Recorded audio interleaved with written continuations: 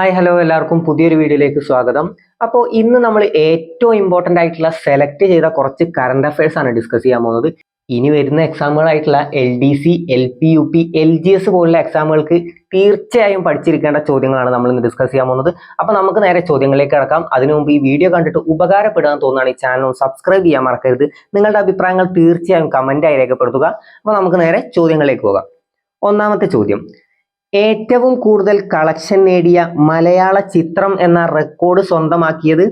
എന്താ ചോദ്യം? ഏറ്റവും കൂടുതൽ കളക്ഷൻ നേടിയ മലയാള ചിത്രം എന്ന റെക്കോർഡ് സ്വന്തമാക്കിയ ചിത്രം ഏതാണ്? മഞ്ഞുമൽ ബോയ്സ് ആണ്. ഏതാണ്? മഞ്ഞുമൽ ബോയ്സ് ആണ് ഏറ്റവും കൂടുതൽ കളക്ഷൻ നേടിയ മലയാള ചിത്രം എന്ന റെക്കോർഡ് സ്വന്തമാക്കിയത്. ആരാണ് അതിന്റെ ഡയറക്ടർ? സംവിധായകൻ ആരാണ്? ചിദംബരമാണ്. ആരാണ്? ചിദംബരം. ഓക്കെ ആണല്ലോ.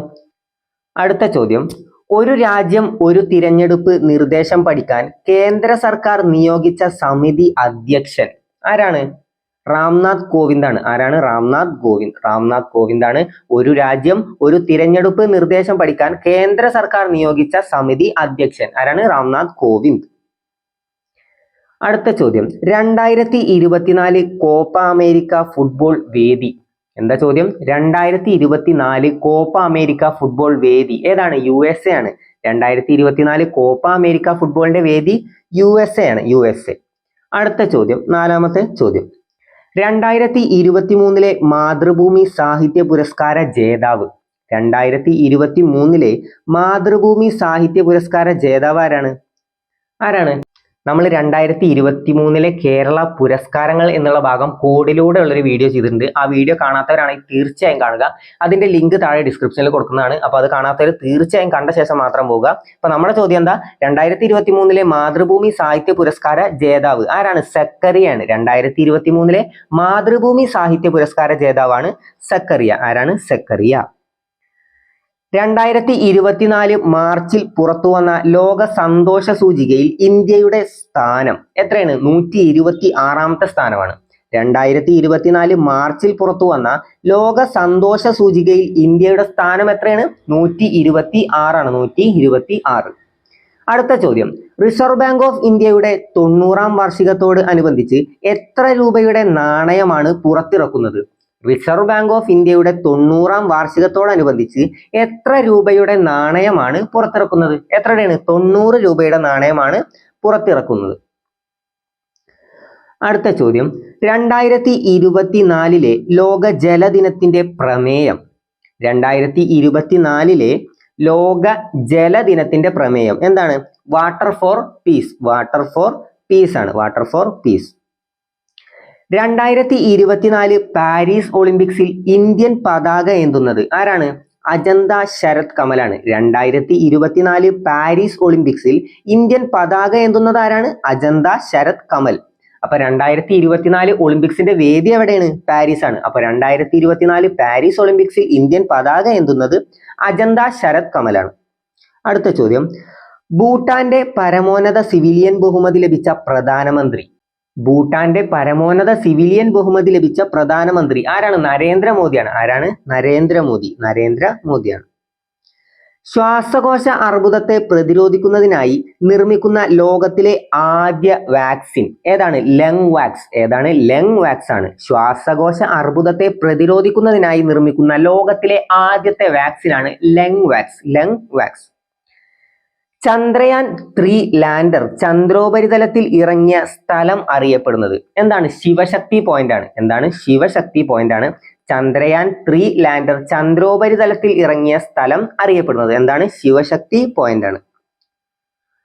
അടുത്ത ചോദ്യം, കഴിഞ്ഞ വർഷത്തെ മികച്ച ഇന്ത്യൻ ഗോൾ കീപ്പർക്കുള്ള ഹോക്കി ഇന്ത്യ പുരസ്കാരം നേടിയ മലയാളി.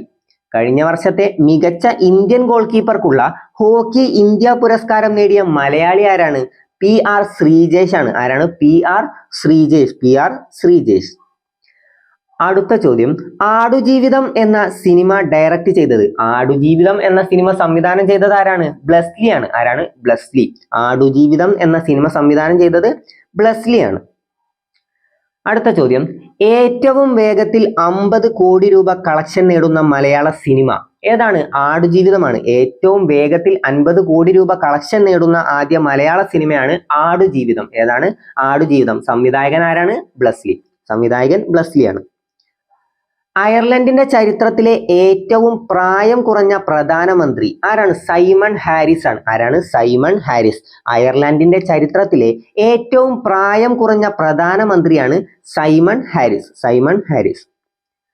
2024 ഏഷ്യ കപ്പ് വനിതാ ക്രിക്കറ്റ് ടൂർണമെന്റിന്റെ വേദിയാകുന്ന രാജ്യം.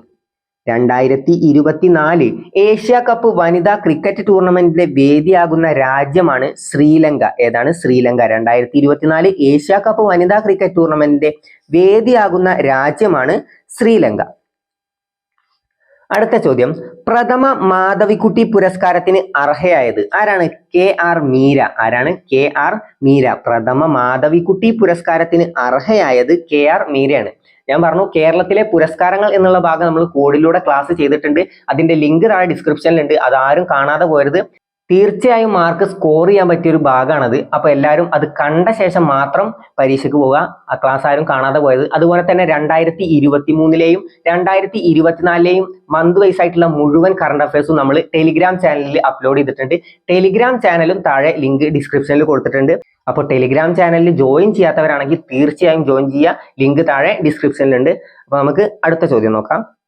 അടുത്ത ചോദ്യം 18. കേരളത്തിന്റെ പുതിയ മനുഷ്യാവകാശ കമ്മീഷൻ ചെയർമാൻ ആരാണ്? ജസ്റ്റിസ് S മണികുമാർ ആണ്.